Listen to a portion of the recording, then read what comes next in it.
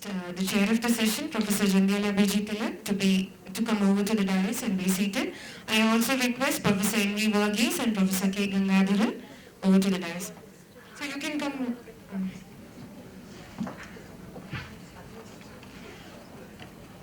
For the welcome address, I would like to invite Mr. Siddiq R, Assistant Professor, Department of Economics in University of Kerala, to the dais.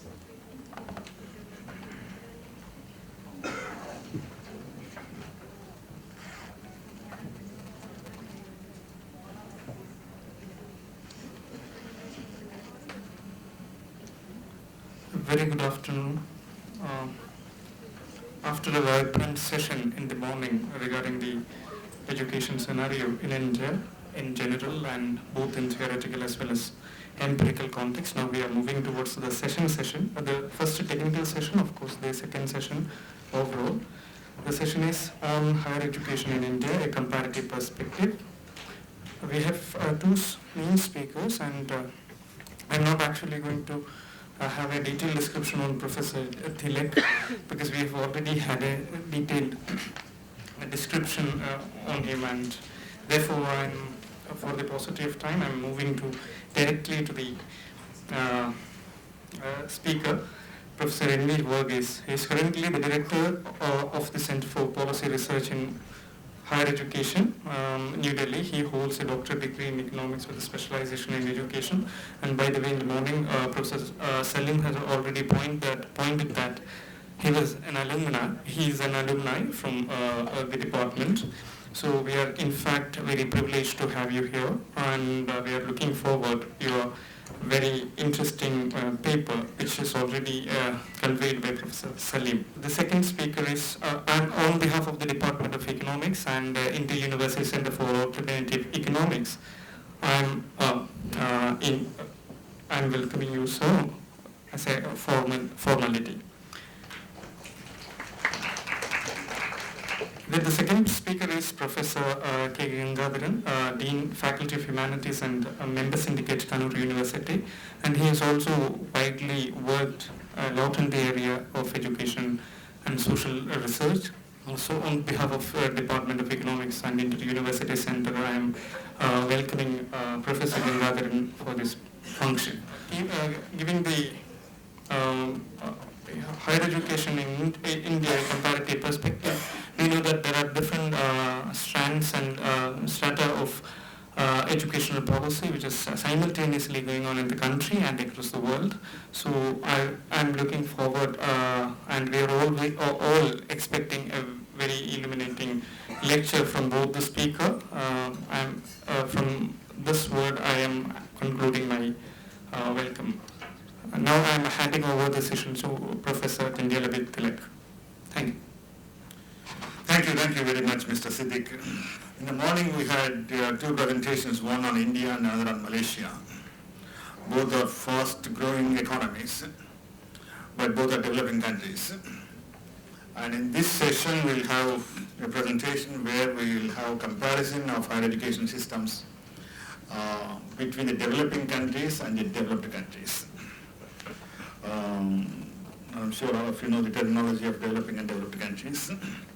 And certainly there are lots of things that developing countries can learn from developed countries in the development of higher education. That is perhaps widely accepted. But I also say that there is also a lot that even advanced countries can learn from developing countries, current and the past. So I think the comparisons that Professor Vargas is going to make between these two systems there is no single system of higher education in the developing countries. There are different systems in the developing countries. There are again varied systems in the richer countries. But I think the kind of comparisons Professor Vargas is likely to present would shed light on some of the important dimensions on the public policies with respect to higher education. It's an additional privilege that Dr. Salim has given me to chair this session, and I'm really very pleased to chair the session in which my esteemed colleague, Professor Vargas, is going to speak. We have also agreed to the point that Professor Vargas would speak about less than or around 40 minutes, and that will be followed up by presentation by Professor Gangadharan. And I certainly would like to have as much time as possible for questions, comments, discussion, etc. And I will not take much time, but I would like to hear from you. So you can start. Okay, great. He has given me a bell also, which I don't want to use. Okay. Good afternoon, friends. Really, I should thank Dr. Salim and the Department of Economics and the News Center for giving me an opportunity to address the audience here, august audience here. And I should say that I'm also a product of the same center. I used to be a student. Before, perhaps, and then when I was a student, none of the students today in the center might not have born. So it's quite old. So although I don't want to reveal my age, I'm not very young. Okay? That is clear now. So I hope. So I used to come to the center and give lectures when my teacher, Professor Radhakrishnan, was alive. Till 1995, during that period, I used to visit.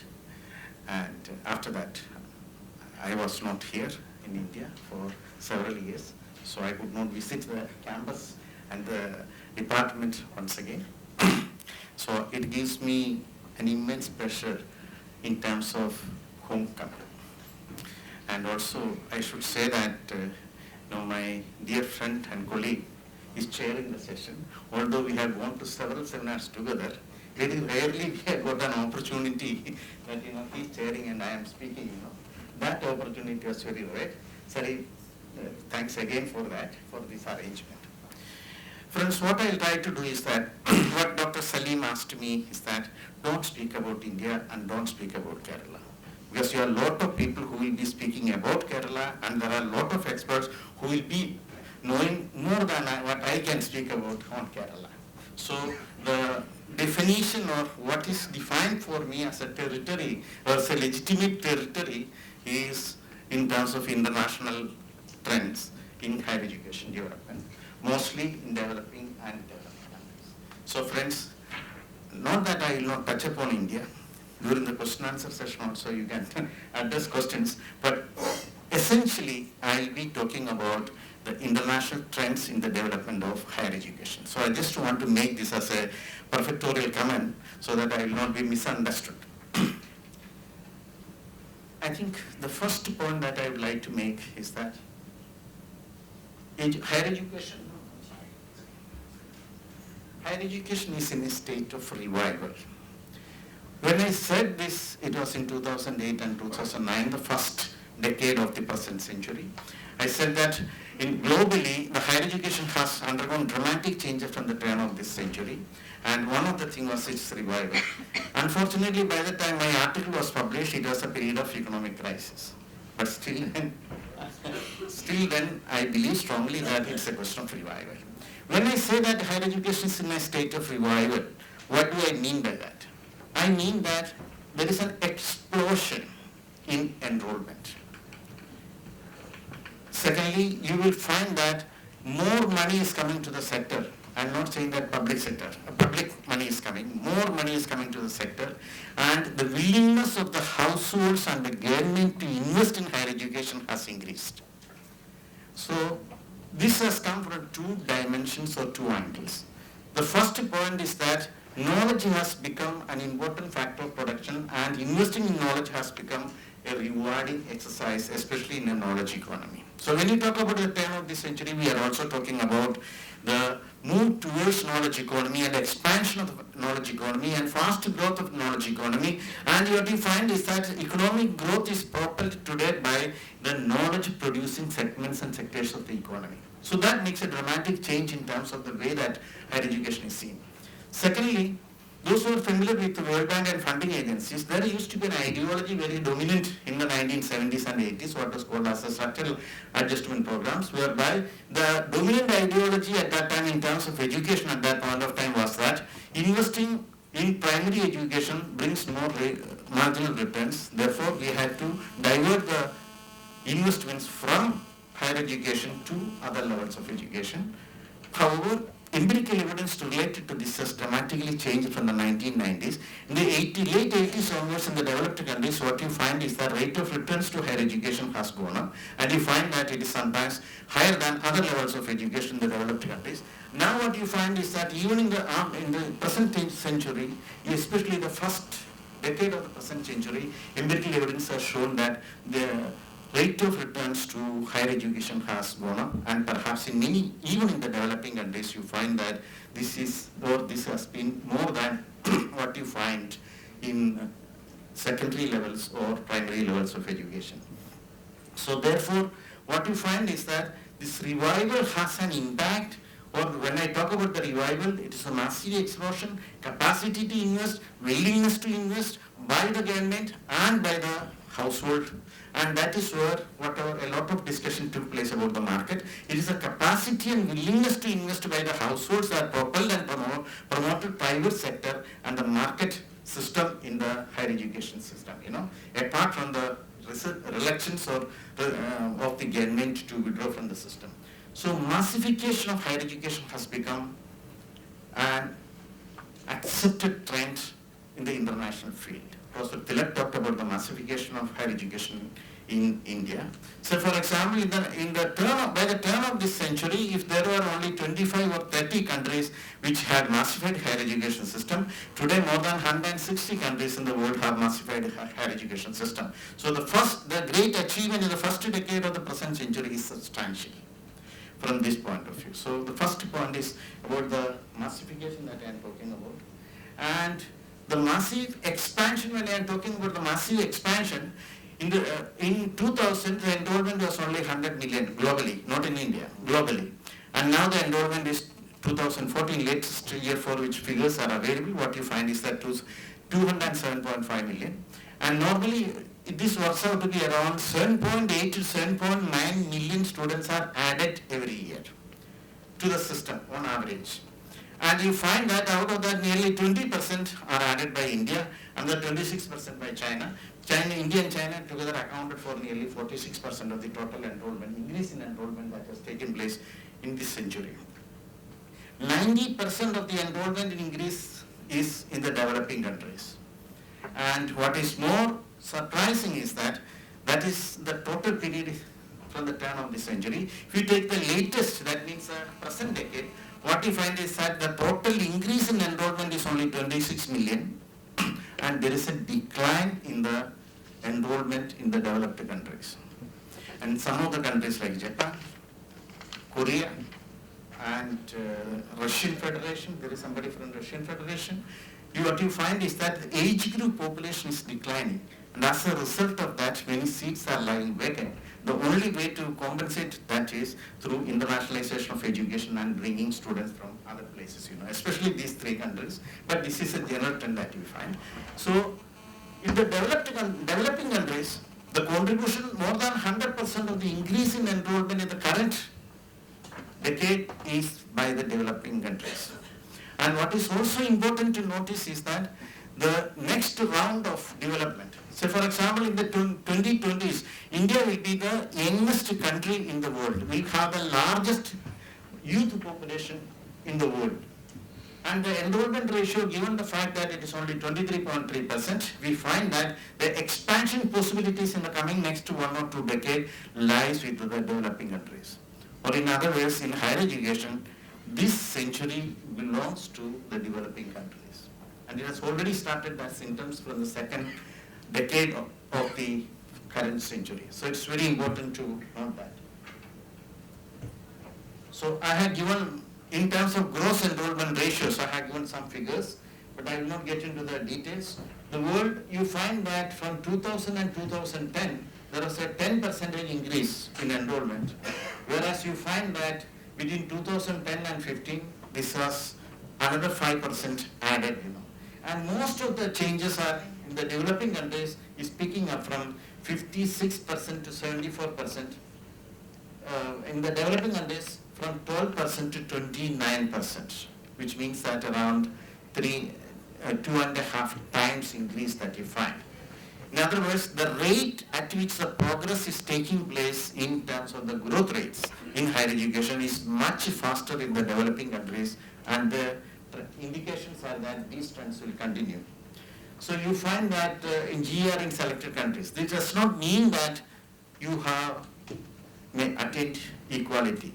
See, normally what you find is that in the developed countries have universalized higher education as per the Martin Trost definition of stages in the development of higher education, and most of the developing countries have massified their systems of higher education, which means they have enrollment ratios more than 15%.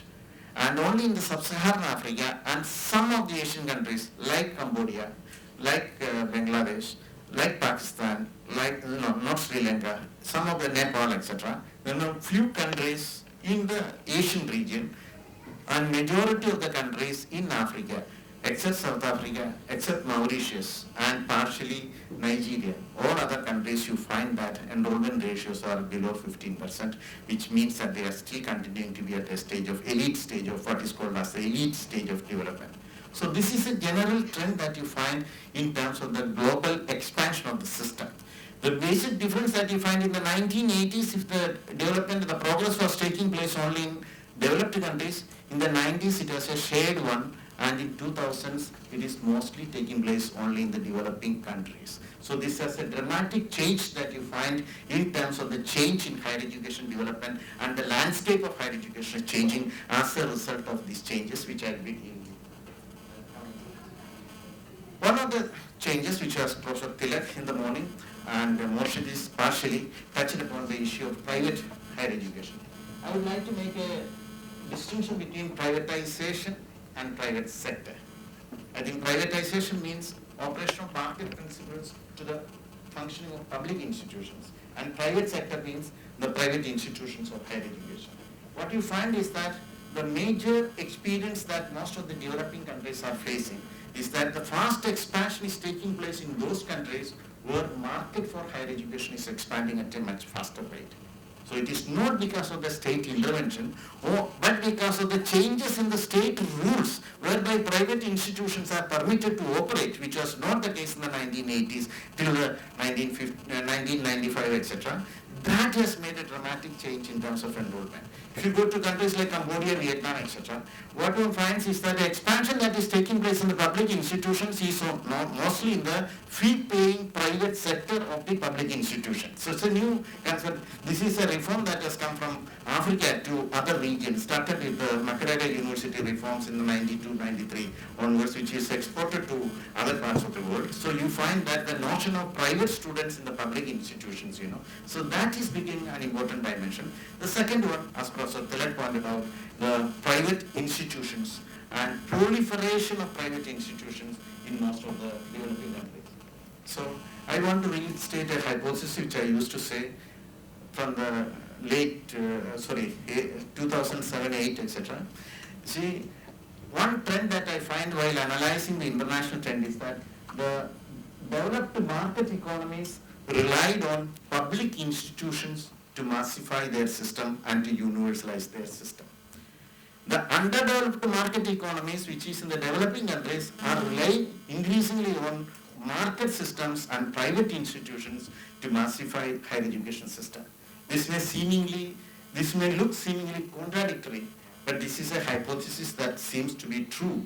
If you go to, for example, UK, all the public universities operate like private institutions and market-based economies where the fee levels are starting from Margaret Thatcher's period. You find that the fee levels have gone up and several thousands, And even for the domestic students now, previously it was more for the international students, now it is more for the domestic students and international students. So you find a dramatic change.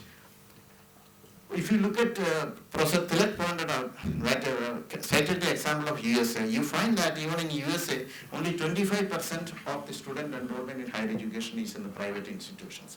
The only exception to this trend in the developed countries is perhaps Portugal, and Spain, France, and if you go to Nordic countries, totally all these are public sector institutions which are massifying, trying to extend massification trend to higher education and also universalizing. So this is a seemingly contradictory trend. How can underdeveloped market economies rely on markets and mature market economies rely on public institutions? So that is why this distinction between privatization and private sector becomes important, because many of the countries follow a process of privatization rather than promotion of private institutions. You find that another dimension that I want to see is that the change that we find in this century is globalization. Globalization is not new to this century. Perhaps from the late 80s we talk about it, but there are two trends which are unique to this century in terms of globalization. We used to talk about, globalization because one needs that how many foreign students are needed in USA, because now the student mobility has become an opportunity to get into the labor market, and for the labor market skills are to be satisfied. If the skill gap is to be reduced in the developed countries, their educational system will not be able to produce the number of people who are required with the required skills. Therefore, the opportunity to study abroad has become one of the dimensions or one of the ways, one of the methods or one of the strategies adopted by the developed countries to attract the students. And once you go there, there is no theory of gravitation here. If something goes up, it will not come down. If you go to United States, very rarely you come back. People do not come back. So that is their asset. And some countries have seen this as an asset. And what you find is that each country, I have given some of the examples here, have put targets, how to attract students and retain students. And invariably you find that it is not the visa for the study that is the most important factor to attract the students, the visa after the studies. That is where countries differ. Say for example, the Cameroon government changed the visa rules in 2010 and 11. Suddenly you find that there is a decline of many students, especially Indian students, going to UK. And Obama has now increased the year, 8 years you can work. If you have a university degree from USA, you can work in USA for 8 years. And you look for jobs for USA. Same thing happened in Australia when Julia Gillis became the Prime Minister. She tried to reduce the visa duration. Suddenly you find that there was a decline in the number of Indian students going. So it is not the visa for studies, visa after the studies which is attracting the students, because today most of the funding for the students is coming from the private pockets and households. So if you go for a degree in abroad and you want to see that the returns are realized, and for that you need to have a job, you to stay there and continue for a job there. So therefore it is very important. So what you find is that as a result of the private support to student mobility is fast expanding. It took around 30 years to increase the student mobility from 0.3 million to 0.6 million from 1965 to 1995. But it took only just 20 years or 15 years to double that. Now we have around 4.2 million students, and some of the estimates show that 5 million students are studying abroad. So it's a major chunk. And if you see which are the countries which are attracting students, it is UK, USA, UK, Australia, Germany, France, Canada. These are the countries which are attracting students, host countries.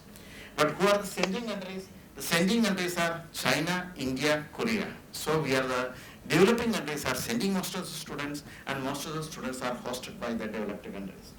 A majority of the Asian students goes to study to USA, UK and Australia. Language is one of the important dimensions that you find. The student flow pattern is changing now. Flow is increasingly to getting more diversified. So that is the trend that you find. The reasons are many. Cost especially is one of the important factors. The second dimension, student mobility was something that existed.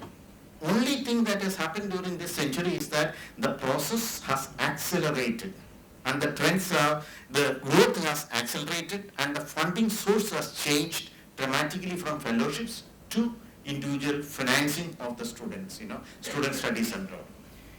The second dimension is the institutional mobility, which never existed before this century. institutions coming to today morning when we were discussing about the changes that are taking place, somebody asked a question also about, why India is not permitting institutions to come in. So you find that after the East Asia economic crisis, what has happened in Malaysia, Nottingham and many other universities started. So there are franchising, twining, branch campuses. There are three forms in which internationalization of institutions or institutional mobility takes place. And you find that in many cases, the most important factor that is emphasized is that of a branch campuses of the universities. In many places, this is not permitted.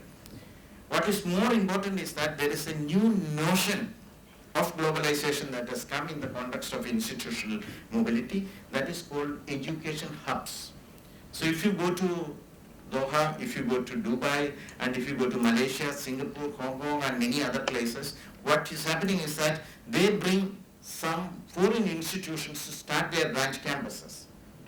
And what is happening is that these branch campuses operate and give a degree, a foreign degree to the students at 1/4 the cost or 1/3 the cost, certainly cheaper than that.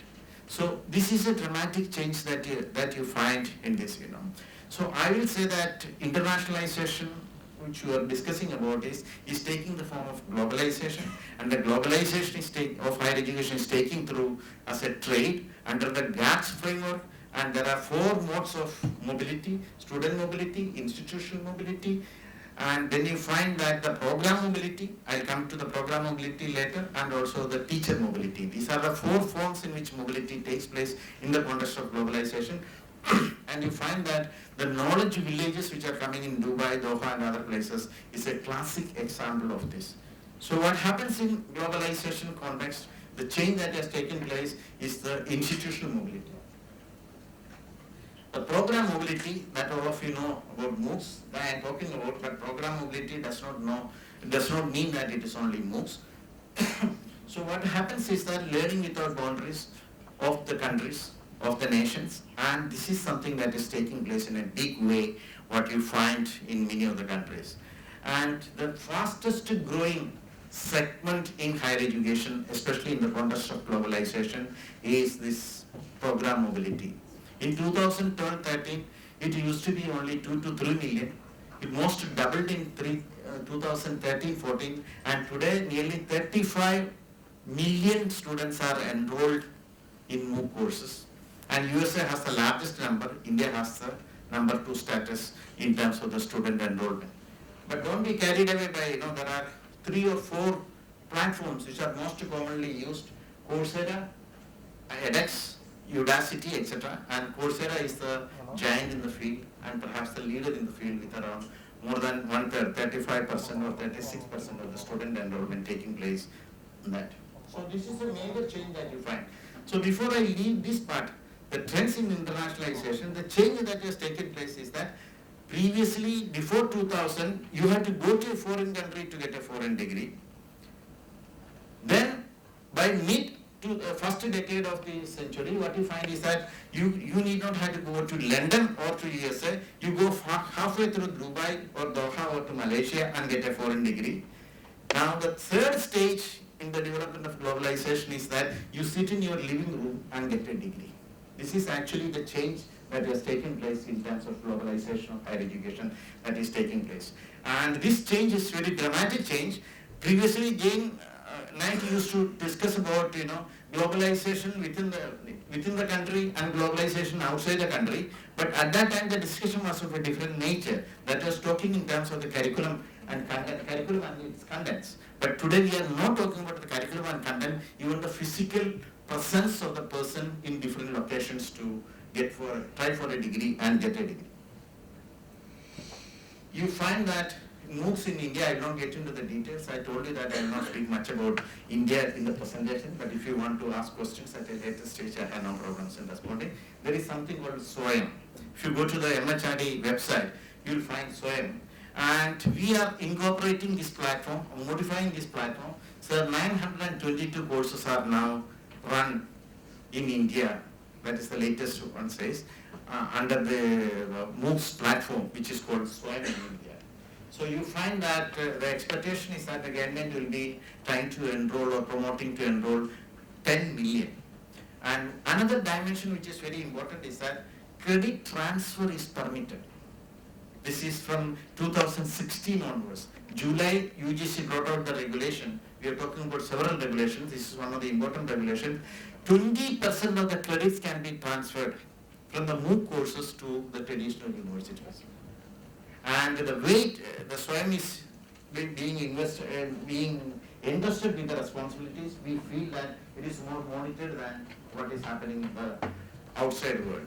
Before I leave this topic, let me also say that what one finds is that in MOOCs, when I say 35 million students are enrolling, less than 3.5 million students only complete the courses.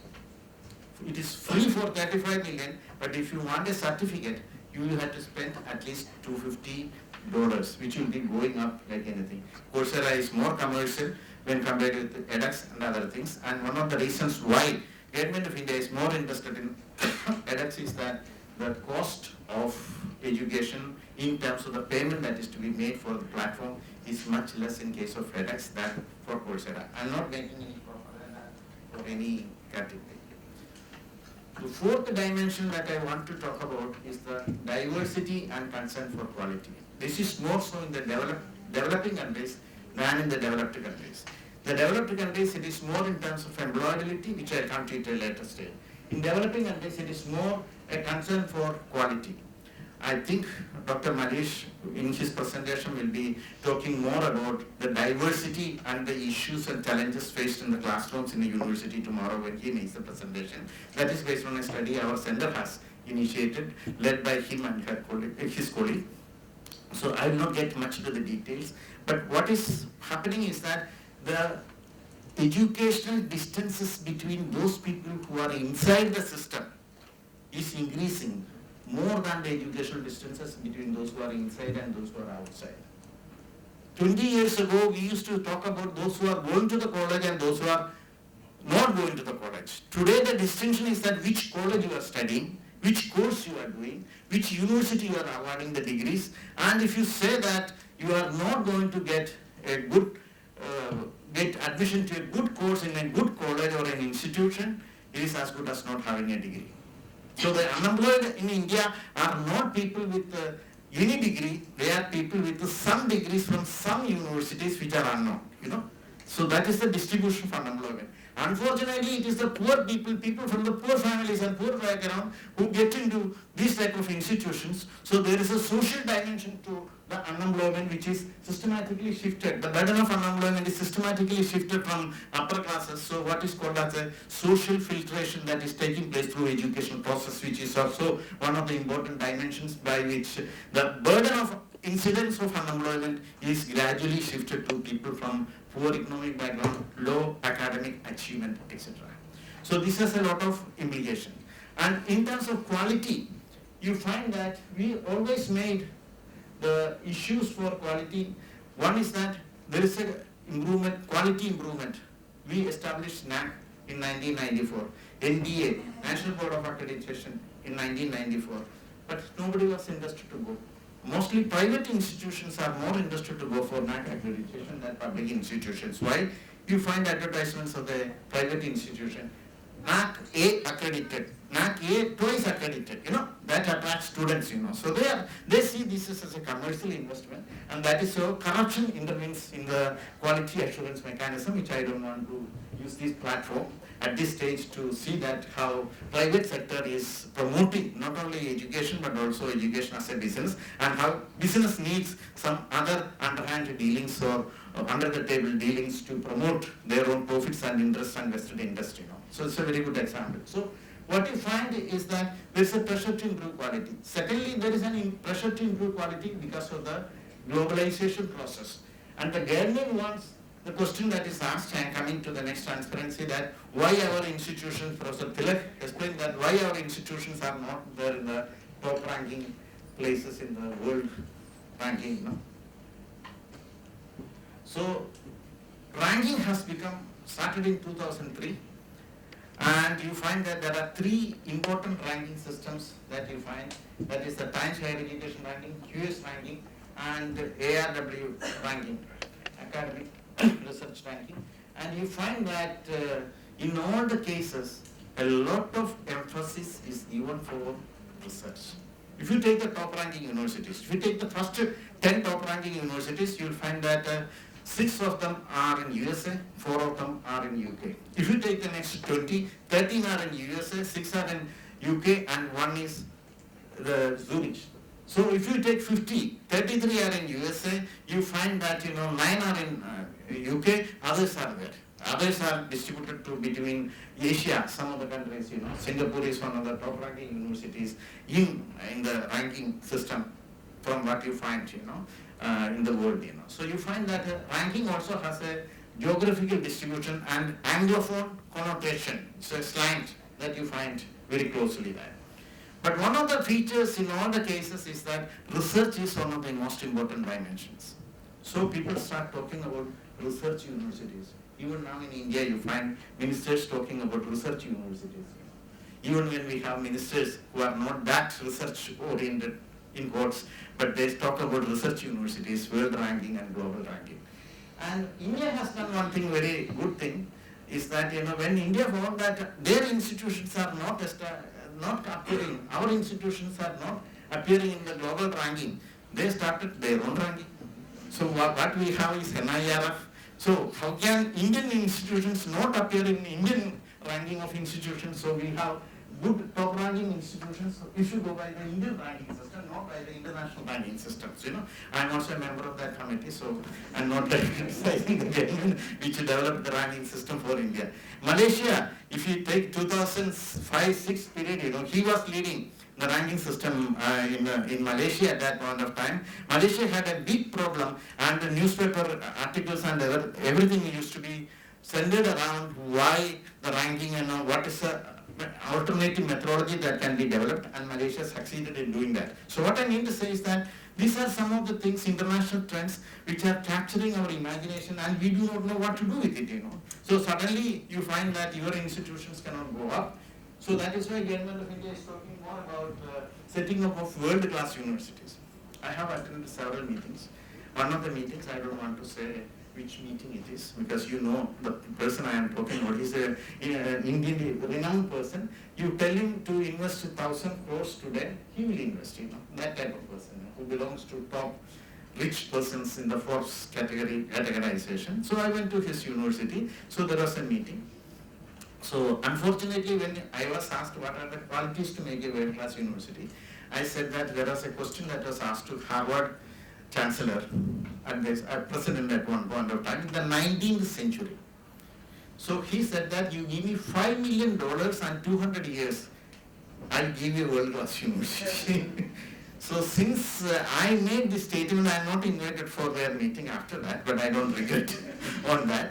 Why? Because everybody is, McDonaldization of world-class universities. You want fast food culture. You want to establish a university where they should be world-class within 5 years. You are not even established a university, you want this to be made. It's like saying that, next year I will make my child who is not yet born 3 years old or 5 years old, So it is like that, the notion of world-class universities is something that is cooked like idlis and vadas and dosas, So it is something that is prepared, So that is the notion which becomes very difficult for us to continue.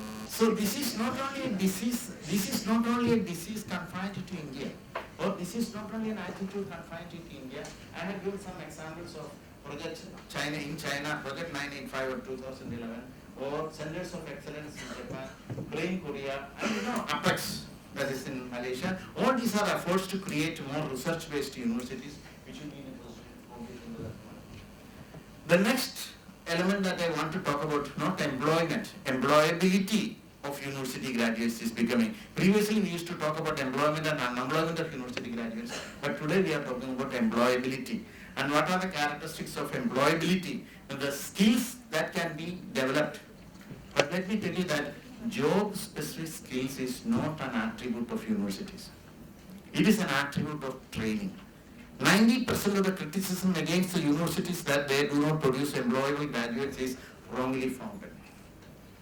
Because if the universities produce skills, those skills will not have any market value, because the teachers are those people who are run away from soiling their hands with the practical skills. And if they want to impart the skills, it is impossible. So, like Lester Thurow made the distinction between training and trainability. Trainability is a characteristic that needs to be developed by the universities, not the fully trained persons. So therefore one has to make a distinction between the two. But today, people are not talking about the degrees. What people are talking about is learning outcomes. They are not talking about your skills, but they are talking about not what your skills are, what can you do with the skills. That is the competency. So today the shift has taken place to learning outcomes and also to competencies, and that is why the move towards qualification frameworks started in UK, spread to Australia and other countries, now coming to all developing countries, national qualification frameworks and regional qualification framework, which defines the degrees in terms of the skills and competencies possessed by them, which is a very difficult task, and we are given the responsibility to develop something and we do not know where to go. One of the last elements that I want to discuss as a trend is that economic crisis and higher education.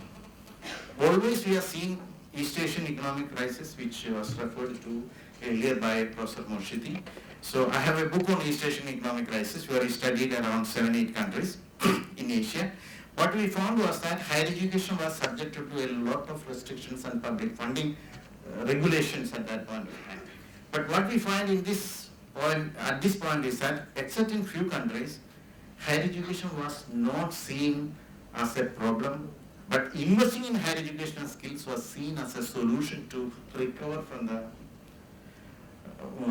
economic crisis that has engulfed all the countries. So you find a lot of difference in the way in which higher education is seen, which contributes to what I mentioned in the beginning as the revival of higher education. The view from which higher education is looked at by international agencies, by institutions, by individuals and households was dramatically changed. Let me just stop. I have 2 minutes more. I certainly stop. One is that higher education development is linked to global changes. It is not through the government alone, but through curriculum. Not only through the curriculum alone, but also students and parents. And today, with the free access to information, when information is just one click away, you cannot stop internationalization of education and trends from anybody. You cannot take away this information. Market has become global leader in decision making in many countries. Very dominant through different forms which may not be acceptable, socially acceptable, but individually promoted forms. And you find that higher education is becoming global business rather than a global public good. That is very important in the sense that one of the things that we discussed in terms of whether branch campuses should come, whether branch campuses should remain outside, etc. It's like the debate about the national bourgeoisies and comprador bourgeoisies. Who should take the benefit? Whether the international branch campuses should take the benefit, or the benefit should be taken by the local.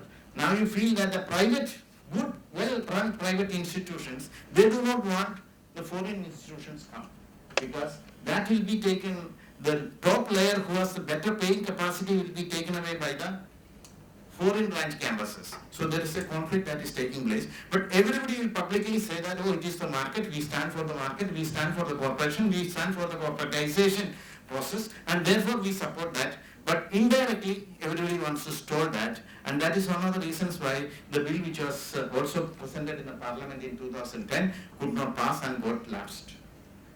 So you find that a view which is publicly, something is, we are taught honesty is a good policy. We are not told follow honesty. So this is a policy that is followed, is that, we support it, but we say that no, don't follow that, okay? So what we find is that national policies are has to negotiate with the global changes, and that is becoming absolutely necessary to define higher education in the given context, whether it is MOOCs, whether it is student mobility, whether it is curriculum, what is to be taught. We have to, I'm not saying that we should adopt and adapt everything, but we have to rearrange and renegotiate what is to be done. Measures to regulate market, Professor Telugu has already mentioned. We are in a country where many of our regulatory body chairpersons were in the jail. If you want to say hello to them, we have to go to the jail. And also, our national leaders have gone to jail, freedom fighters have gone to the jail, but the reason is different. Okay? So we cannot equate them with that. So if you want to see many of them, you have to go to jail, So that was the fact of regulations, and that is the fact, not in the past tense, in the present tense. That is the fact of regulations. It is not lack of regulations. That's the problem here. Nobody is interested to implement the regulations. And if I put it differently, there are incentives not to implement regulations. And there are adequate incentives not to implement regulations, So that is one major issue that we have to say. Market failure is proven to be too costly. We have seen economic crisis in the 2008, and even in the education field, you find this is the case. So I ended by saying that the major problem is how to manage massification. We do not know how to stop massification. We cannot stop. Because all the committees and commissions till 1992 in India said that the system should not expand because quality will decline. Today you find that many engineering colleges and management courses, there is a decline in the student enrollment, and many of the colleges are getting closed down, because previously we said that if there are more quantity, the quality will come down. Now we are saying that if there is no quality, you cannot expand the quantity. So there is a debate has taken a different stage. Quantity, quality, and quality, quantity debate has totally changed in the given circumstances. And secondly, I talked about the diversity and issues related to learning levels, about the funding. So in all these cases, the system is expanding, and we do not know how to stop it. I'm not saying that we should stop it. What is more important is that we do not know how to manage massification. That remains as a big challenge, both nationally, internationally. That is the challenge, and many of the issues that I discussed centered around belong to that category of challenges. Thank you very much. Thank you, Professor Vargas. He is a very disciplined person, as you must have seen. 40 minutes, that's it. Thank you essentially for giving a very broad picture of the changing landscape of higher education in the world as a whole. And I think one of the last points which sums up the whole thing is changing the whole perception of higher education from a public good to a business, and a public global business now. I think there's no difference between the developing and developed countries in this change perception. Now, before we open it for questions and comments, let me have the pleasure of inviting Professor Gangadhar, who is the Dean Faculty of Humanities and member Syndicate, Kannur University, to make a short presentation.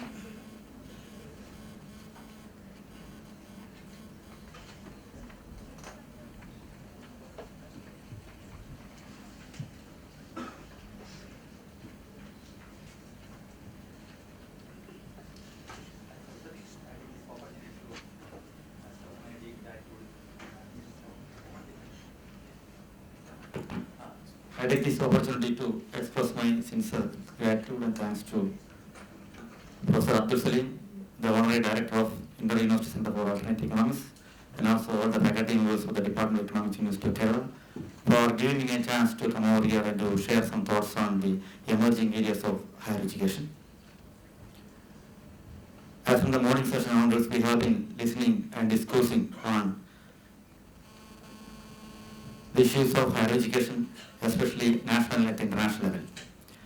And from the deliberation we have gained that actually now we are in the era of enjoying the benefits of liberalization or economic reforms that initiated the global possibilities, and there higher education is a very fruitful tool utilizing by all the nations to attain the benefits of these developments. That we have seen as part of the internationalization of higher education, where students are moving, faculty moving, or mobility of the institution, and even the program. So all these are moving in such a way as to attain more and more benefits as part and parcel of globalization. But the new liberalization trend actually I think it is causing a much harm for the countries, especially countries like India or developing countries, where the neoliberalization policy is causing much harm for the upward movement, especially of the public institutions where private sector is dominating. As we have seen the database presented by Vargas, especially in the enrollment, where we can see 18% enrollment in the case of USA, UK, whereas Ethiopia is having only 8% enrollment. So that itself indicates the dominance of the private initiative and the withdrawal of the public sector from the higher education area. And I think that the same is more in the case of research. And if you examine the meticulous case of India also, the research is also facing that acute problem. The public sector is vanishing and private sector are not showing much interest, especially research, especially in the research area of social science. So my presentation is on focusing the basic hurdles and also the harm that we face in exploring higher education opportunity through social science research. We can see that as just like higher education, social science research is also having a very fast growth in India from the formation of the first universities now, as mentioned by our professor, around now we have a total of around 800 universities by the end of 2016 March. And there we can say more than 500 departments are having the social science perspectives. And as you know, social science is actually a study of human action interaction focusing on elements that are social. Actually, it is focusing on the center and center of human activity, the way in which it exert impact on the society. And the objective I have proposed here is mainly to explore the scope for social science in India, to examine whether the social science is succeeded in the task of social engineering for attaining social and economic environment. Whether social science could exert a type of social engineering, then also the basic hurdles in the way of social science research. And methodology is mainly both descriptive and analytical, and here we can see that supports data from UGC, ICSR, and other central government data agencies. And the scope here we can see that social science is actually a science with human face, as you have mentioned. The issues focusing on human being, the role of the human being or the as center and center of society, the actions and interaction, how it creates a development of the value system or the overall development societies is projecting only through social science. And moreover, rapid growth of the goods that we have examined, the GDP growth.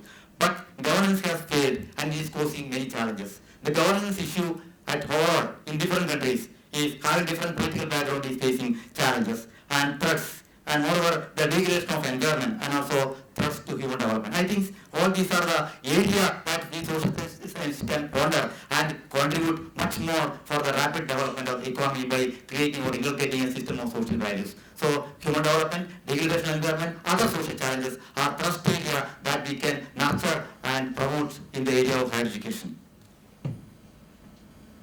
Then again we can see that the quality of life of people actually it is not improved. Though we have attained high level of GDP, the quality of life is in danger. Similarly, the deprivation still persists. Even in the developed, even in America, where high enrollment is there, even high GDP is there, the deprivation of the mass, the proportion of the mass actually who are actually suffering groups are actually still increasing. Then similarly, marginalization also suffering a lot. It is quite typical to both developing and developed countries. Then again, we can see the issues connected with the changing structure and the nature of the social institutions. Categorical change has been occurring. Similarly, the size of middle class has increased in terms of occupation, income and lifestyle. All these are the very thrust areas or the dominant areas that the social sciences can make it as a avenues for research and contribute for the outcome of higher education. Similarly, the middle class, as part of the globalization and the liberalization, the middle class is actually gaining momentum, but they are actually in a rustless stage because they are aiming and they are actually targeting to reach at a higher level or higher economic advantage group, and they also create tensions and problems in the society. Then again, another thrust area that we can point out is the democratic decentralization. The democratic decentralization has increased people's participation, and here I was speaking that the traditional deprived sections are they are sharing political position and power, but it has not made significant change in the actually the deprivation of many. Or many sections of them are still belittled or reduced, or they are not able to get the benefit of the developments. Then again, the social engineering begins that the studies undertaken at the micro and macro level in different thrust areas also can bring out the basic problems faced by the evaluative society, the deprived group, and they can also focus on the development of the vast sections of the society. Then we can see that in the Indian higher education hospital social science research, the formation of ICSR is actually an epoch-making event. And we can see that as part of promoting social science research, is when research institutes are functioning and operating in our country. But even then, they could not meet the rising challenges of social science education and social science research. And here we can see that, as mentioned earlier, the rapid jerk in social science research actually happened. Yes, the rapid jerk in social science research has occurred especially in 70s and 1980s. The social science research actually gained momentum, and actually a boost has been obtained 70s and 80s. And here we can that the social and economic transformation taken place as part of the planned development of the country. The social and economic transformation and change occurred as part of the planned development of the country. And here we can that issues on effectiveness of the government program and emerging social distortions, etc. has been become the part and parcel for the social scientists to intervene and to contribute for betterment of the governance mechanism and also for providing tools for betterment of the marginalized sections and deprived sections of the society. Similarly, the promotion given by different national institutions to promote academic research. So these two important aspects, that is the social and economic transformation as part of planned development and promotion of academic research, provided a milieu or actually provided a avenue for more domination of social science research in our country. Then we can focus on the recent development and concerns that actually we face. I think many of the issues are actually discussed here, but even then, for the sake of cataloging the issues, we can that the reducing space for social science rapidly in expanding higher education system. We have already mentioned the dominance of private sector or privatization and dominance of self-financing institutions, and even in the private sector and self-finance stream, the quantum of money to be dumped will be the minor criteria. And as we know, the social value, the people who are actually joining for the social science stream are from the economically weaker sections in most cases. There, the private institutions are not much interested to start the courses and programs and research activities, especially in the social area. So dominance of the private sector is actually creating a harm for the boom of social science or social science research and education in our country. Then the declining demand for social scientists and social science research. Again, the development planning. Development planning is actually, at least it's a complex process involving economic, political, social, and spatial dimensions. Or we can say that it involves contradictions, and also different types of conundrum, and for which an in-depth analysis of research is very, very important. The development planning process, where the expected importance are not providing the authorities or higher education authorities for promoting social science research to intervene in this area. Similarly, usefulness of research only if it supports government programs or not constructive criticisms, especially if social scientists through the research outcome are actually criticizing the programs and policies of the government. Definitely such things are not accepted, or they are actually put into or sidelined. Such practice are also creating harm for undertaking intensive research in the policy mechanism or governance policies of the government. Then again we can see that the questioning mode is also on the way of decline. Or more research is on human or how is the much uploaded program of MNRGA, that how research is on the MNRGA programs are functioning rather than the outcome on different segments. So it means that the angle of research, the direction of research is on not much an expected line. It means nobody is ready to raise corner or raise eyes against the way in which things are implementing. So some sideline or demarcation from the thrust area is actually causing problem, or nobody is ready to question the research in such a way that to make a change in the policy implementation mechanism.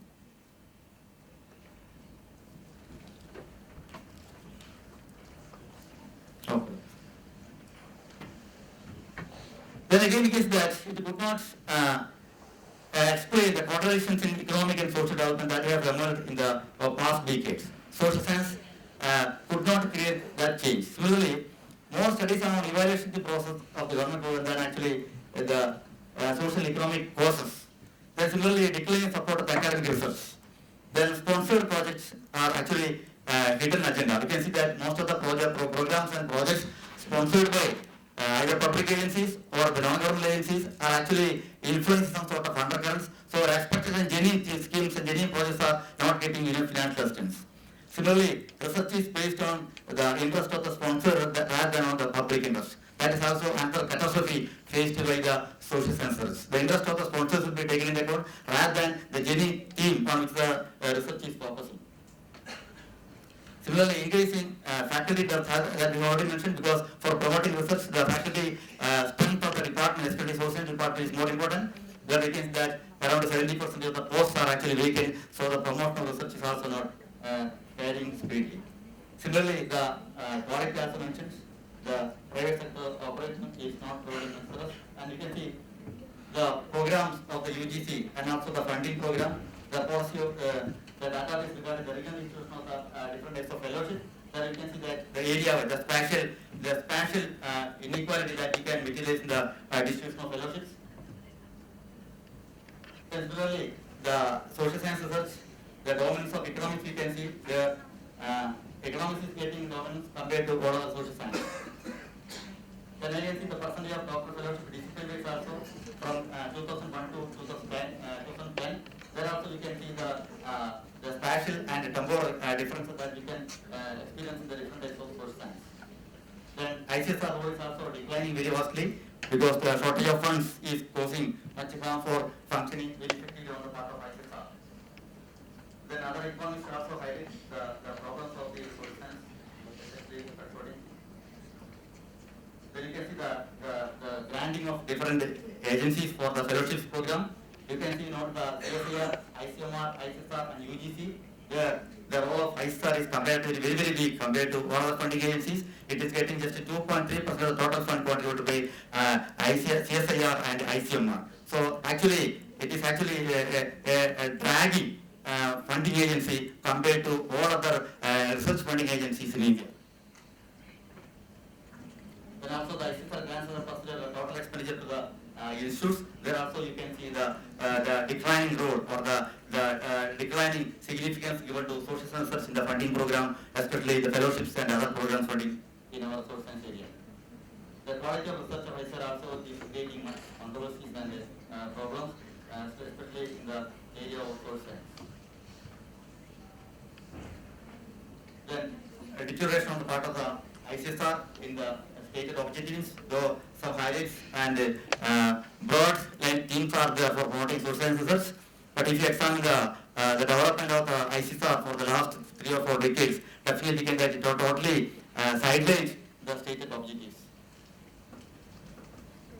Then the quality of research, especially being the process of the university, as we have been examining the PhD thesis and also the projects, its quality is also deteriorating. The much learned skills and inputs are not getting the scholars during the course of time, and it is actually reflecting the quality of the thesis. So that also is also an important reason that we can see as the middle of the social sciences in India. So for healthy and balanced development of social science, it is imperative that adequate space is available for independent and diverse research. And role of Indian Council of Social Sciences is very crucial, but for the last decades, it is actually training, and recently the National Commission for Higher Education Research is now viewed as an important agency now actually replacing, and we have to view this institute also with caution because we hope that from the history, the social sciences should not be getting much needed trust and much weightage in the budget of the NCHR also. Now we are thinking of replacing UGC with this NCHR, and same practice will be also carrying on this NCHR also. So we may have to launch this very vigilantly to provide a better pursuit for social sciences. Thank you. Thank you. Thank you, Professor Gangadharan, for very perceptive observations on the status of social science research, which work as a good supplement to what Professor Vargas has stated, or what we have been discussing with the status of higher education. Now the floor is open for questions, comments, and observations. Very focused ones, and if you are brief, that would be very nice, but I will not ask you to be extremely brief. And so it will have some questions, and also we would like to request both Professor Vargas and Professor Gangadharan, if necessary, to respond to some of them. Okay, what should they? The internationalization aspect of it. You mentioned this morning about why the Indian government is not looking forward. Now, if you look at in the case of Malaysia, we have the international branch campuses. The main idea is to recruit international students. When they fail to do that, they recruit local students. And that's where the competition comes in. That's where the private higher education institutions are not happy. But we are very lax in implementing the rule that they can only recruit international students. So, is that the same reasoning in the case of India that you have alluded to? So, what's the detail of the reasoning? Thank you, Moshali. Yeah, yes, please. It'd be great if you quickly introduce yourself and also ask the question. Say Geoffrey, Vice for the Department of Economics. Say Geoffrey, Vice for the Department of Economics. I have 3 questions, brief ones, to Professor Vargas. From the discussion or from the experience that we see outside, we find that the student has a degree at hand. You have a degree at hand, you have your future in doubt. Why should one have spent all the time and he has a degree and still be doubtful of his or her future? Where should we put the blame? Is the blame the policy maker, is the blame the institution, or is the blame the parent? The second one is about the issue of higher institutions. These higher education institutions, I'm wondering, who are these higher institutions for?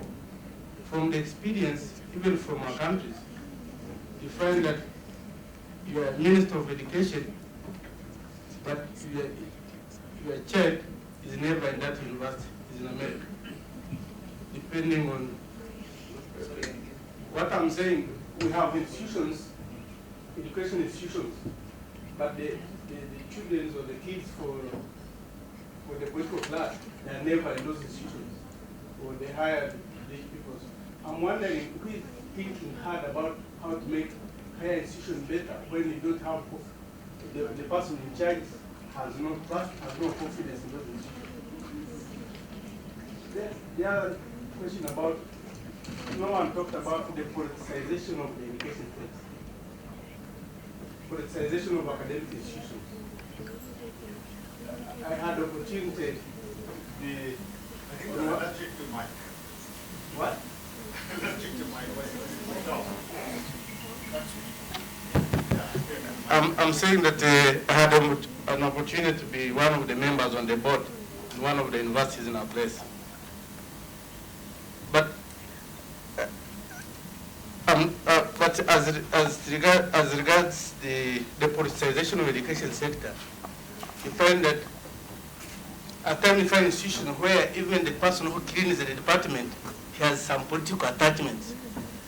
So how can we make higher education better with that kind of a blended system of politics and education sector? Because it makes the decision making somehow difficult. So there's also that challenge. Politicization of the education sector cannot contradict the quality. Thank you very much. Sir. Can you raise your hand so that I can see you? Yes, please. So I have to ask to Professor Vargas, sir. Yeah. So for developing economies, especially in the case of India, we have a skill gap and this results in educated employment. So how do you see automation leading to the skill gap in the case of developing countries, especially India, in future? How will this fourth industrial revolution going to create more educated and employees for developing countries? Yes, please. Yeah. Sir, my question is to Vargas, sir. About its validity for generating employment, skill and research and quality enhancement. First one. The second is for its apprehension. That is for our HRD department is always is in the process of giving autonomy power to different colleges and universities for generating quality education. But actually, is it any autonomy generate any quality enhancement in higher education scenario? That is my question, because there is a news today's newspaper also. HRD minister says about autonomy given to Indian Institute of Management also. So I expect the comments from you, sir. Thank you. Yeah, okay. Come on. Tripathi, research scholar from Algappa University. I have a question for Vargas sir. Sir, do you have or we have any plan for having a course syllabus for any course which is globally recognized? Do we have a plan? Because we only know about these through media only. So do we have any plan for any course? We got the question. The question is to Vargas, sir. So in the globalized era, mobility has been increasing. And you talked about program mobility and different sorts of mobility. But what about teacher mobility? When it comes to teacher mobility in the globalized era? And the second question is that, so you told in the developed countries, now the gross enrollment ratio has been declining. Developed countries, the enrollment ratio in higher education has been declining as compared to the developing countries. But is it so because the developed countries, they have already reached an optimal level? So showing a natural declining tendency, is it because of that? Or if there are any other reasons to substantiate the declining enrollment ratio in developed countries? Okay, you have partial answer to your question. Yes, please. So my question is to Dr. Gangadharan. Mr. Gangadharan was talking about the social science research in India is at crossroads. So I get mails from a number of online journals every day and every week that your article will be published within seconds if you pay money. So I think in India this is increasing day by day, that payment publication is increasing. How do we evaluate whether you think that this sort of culture, especially when the universities are insisting that the research scholar should have at least one article in a peer-reviewed journal, do you think that this will increase or strengthen the social science research in India? Any other question, comment quickly? Yes, please. Universities are also forcing us teachers to start this massive online open courses, because in our university every 3 months we have a IQSC data sheet being circulated, and the first question is, has the teacher initiated steps for starting this massive online open courses? Do you think it has any relevance for quality, and is it necessary or mandatory that we should go for such things to improve the rating of our university? How can you stop such questions?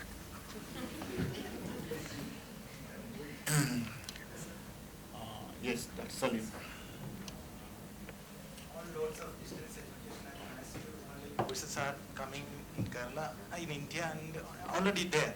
I have the strong impression that all these massive online and distance courses have a serious adverse impact on quality of education.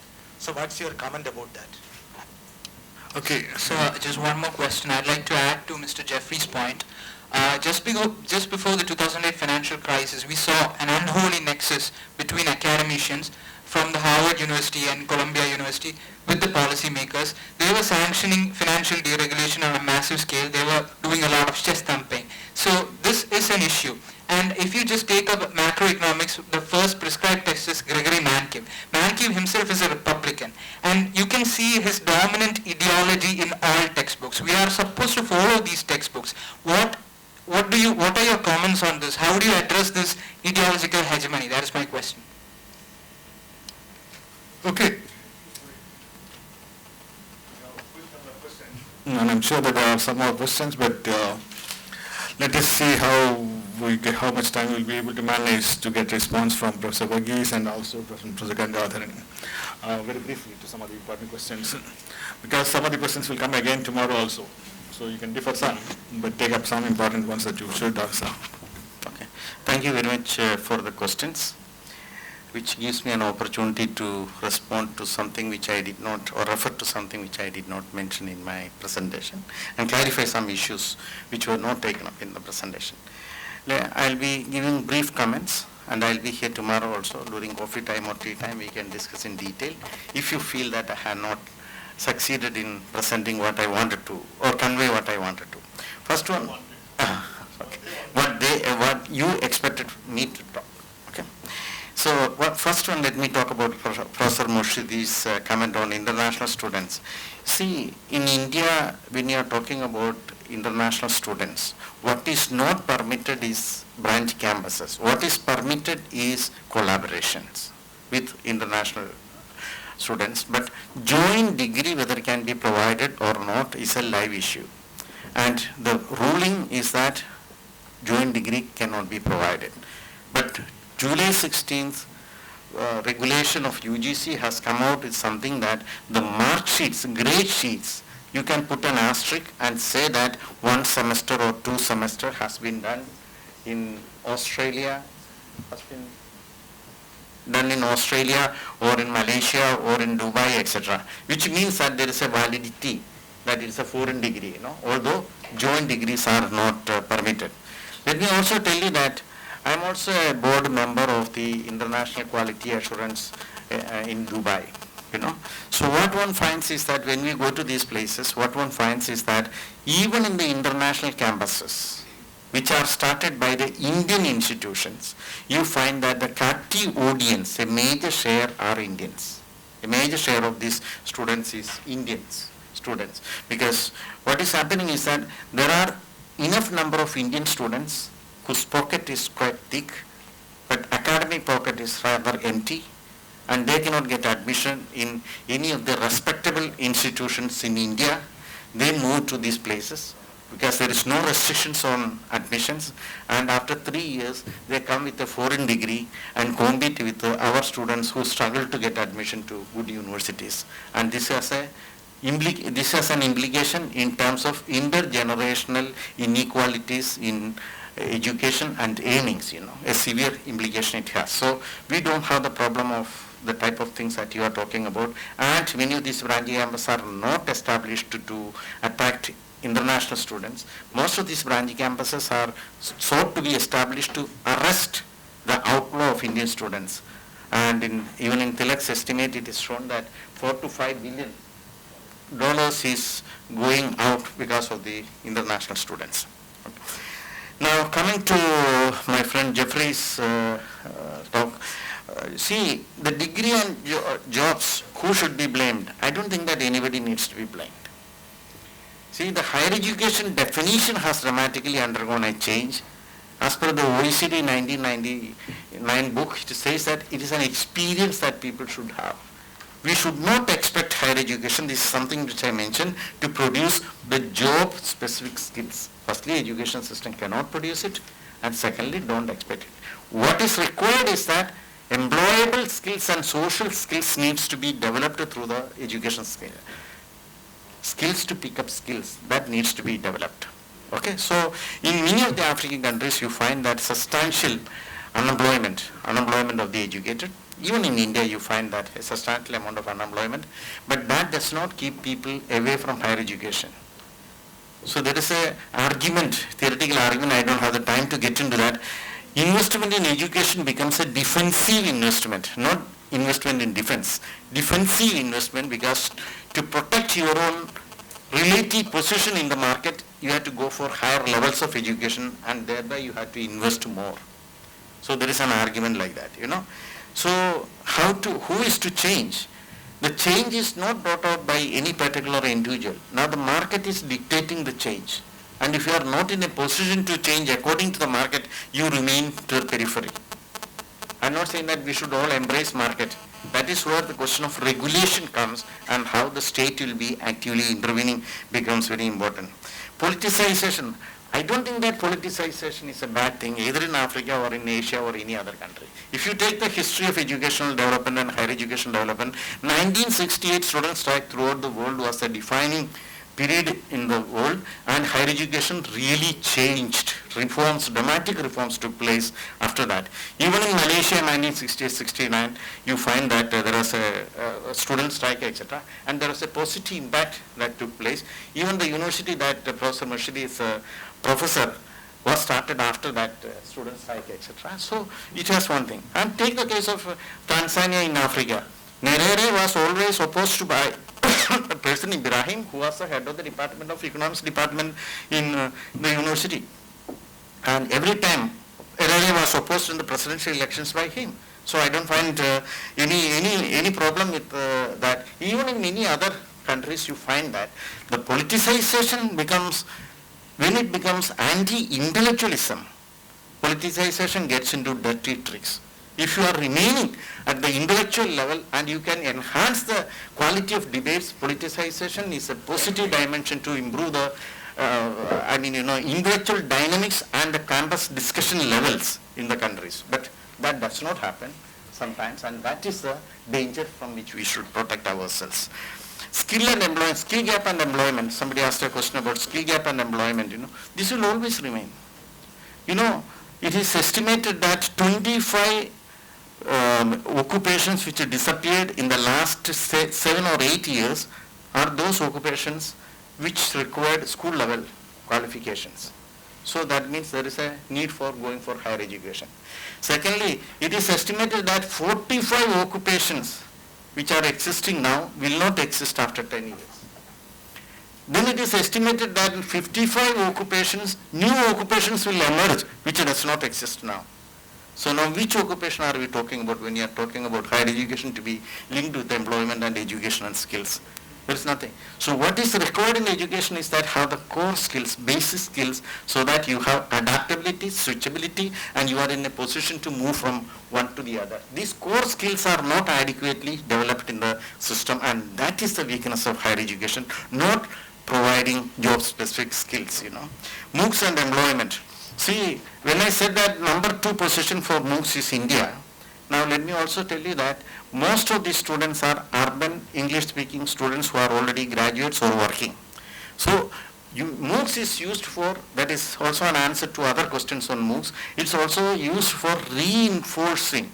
I want to see that I am doing a BA in political science. Then I realize that I will not be able to get a job. So I enroll for a MOOC course to improve my employability. So most of the students there is a study conducted by Pennsylvania University in 2015. Those who are interested, you can go to the website and do that. See, what it means is that 80% of the students who are enrolled in MOOCs courses are not for the first degree. So MOOCs is not used for expanding higher education, but for reinforcing higher education. And even in SWAYAM, when it is to be used in the classroom, it is essentially meant for reinforcing the courses rather than expanding the enrollment to higher education. So there was quite a lot of questions on that. Autonomy, the issue of autonomy and management, I need not have to discuss too much about that. Every institution has a right to be autonomous, but it is also very much linked to funding. See, one of the good qualities of what we call as world-class universities is that adequate funding, autonomy, talented teachers, and talented students. These are the 4 characters. Now the question is that government is trying to see autonomy as a mechanism to not to give money. Your autonomy, it is a halfway between the state and the market. You mobilize your own resources, you are autonomous. And that is one of the reasons why you find that many teacher positions remain unfilled. You don't want to give money, it's a university employee, you employ people, So many times that is one of the reasons, So autonomy needs to be redefined, because autonomy should be with financial, it should not be a substitute for, or it should not be an excuse not to produce. Courses which are globally recognized, many of the courses, the best in India, from the best institutions can be compared with the best produced anywhere in the world.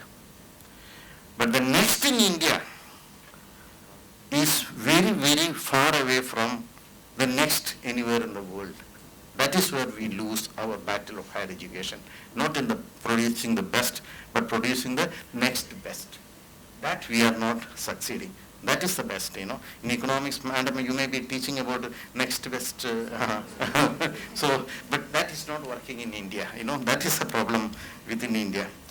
So I mentioned about teacher mobility. Of course, I did not discuss about teacher mobility because I did not have the data, because that is not something as a new trend. Teacher mobility existed. And in India, internationally what is happening is that Indian students are highly respected because they score very well. Indian professors are highly respected because they are very good teachers. But Indian institutions are not respected. So that is the problem that we have. That is the biggest challenge that we have when you talk about international dimensions of development. MOOCs and universities. I don't think that MOOCs was any adverse impact in the sense that you're showing.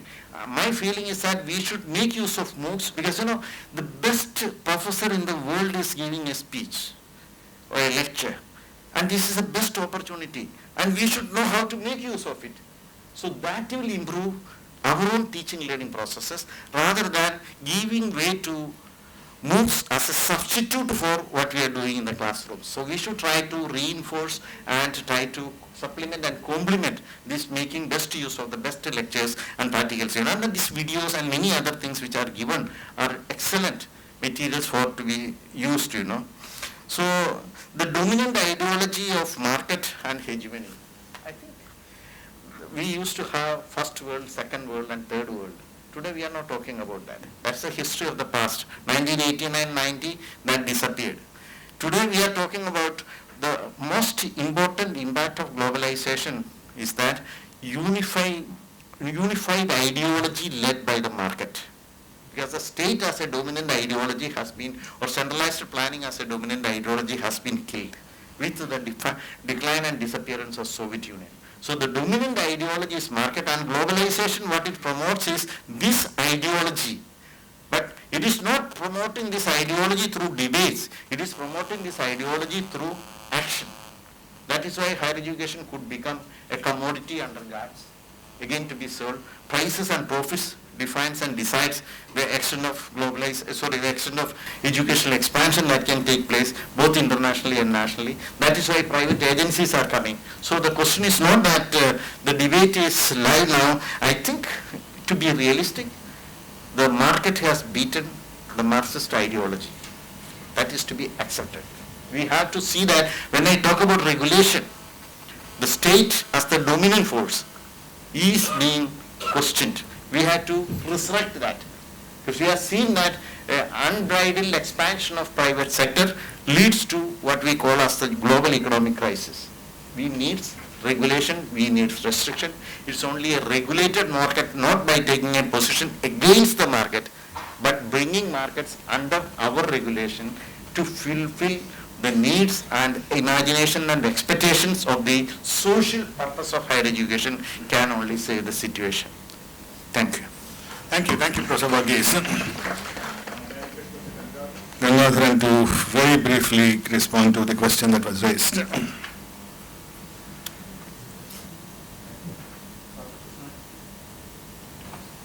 Actually, Dr. Krishna has raised a very important question, and I think that it is also very important a deterrent of social science research in India, that is payment publication, whether it will strengthen social science research. We can see that actually education, we already mentioned the privatization of higher education and the privatization of higher education, and also research is a part and parcel of that. And we can see that in our country, as part of the UGC 2000 regulation, UGC has categorically listed the research is to be more qualitative and not to put thrust on the part of the students. One or two publication is very mandatory before submitting PhD thesis. Similarly, as part of the last peer revision also, academic performance index is also imposed for the faculty. Actually, the private initiatives and private institutions have taken advantage of this particular rule and regulation, and many online publications are there. Even hard copy publications are there. Even without having a proper editorial board, an elaborate editorial board will be there. And I have the experience that one research article published 3 months back in history, there the covering letter of the faculty is also printed at the end of the references. You just imagine how wonderful it is.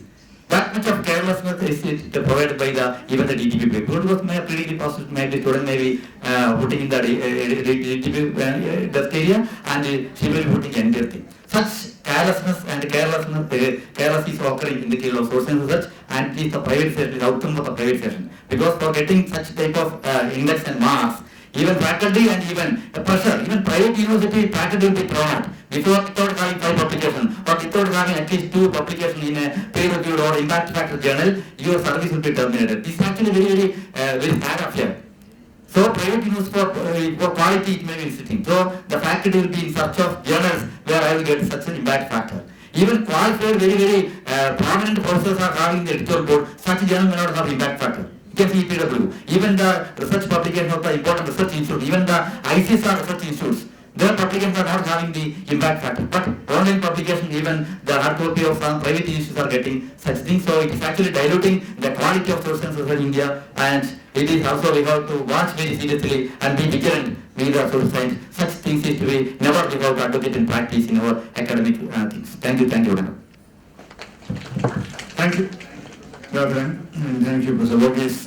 Well, all of you will agree that we got a very detailed and comprehensive presentation on some of the issues, particularly on internationalization, but also related issues on higher education in the world as a whole, and also very specifically on social science research, and somewhat demoralizing situation with respect to the social science research in India. And I should like to thank all of you for making the presentation, making this session very interesting and vibrant with very relevant questions.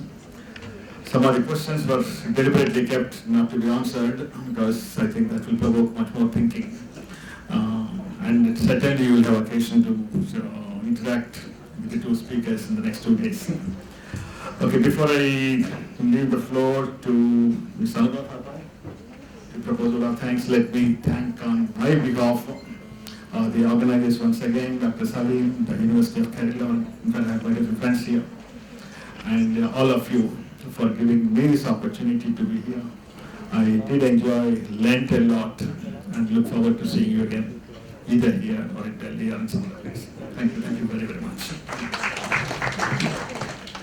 This was quite an interesting session. Lots of interesting topics have come out. One was the challenges, a changing landscape of higher education by Professor N.V. Vargas.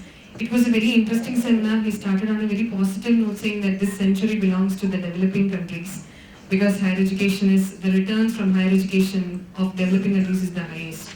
But he ended on a rather an apprehension that the massification of education is, it's still a debate whether how to manage it or control it or what to do with it.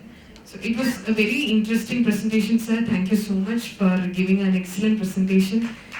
We just were totally concentrating on every aspect of what you said. I think we'll all agree. It was such an interesting presentation. Thank you very much.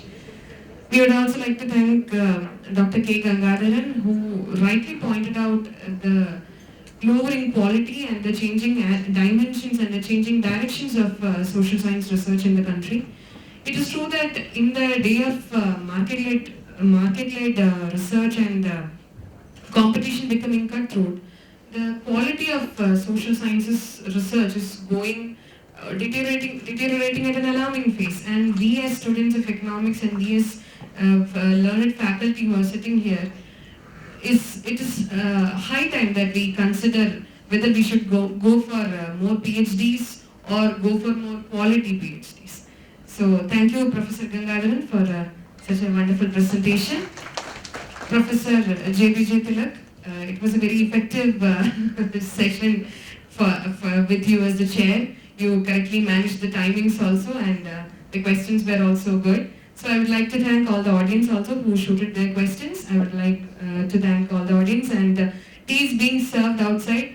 Hope all of you will join us for tea and be back in 5 minutes because we are running short of time. The next session is about to begin. It is the second technical session of the day. Thank you.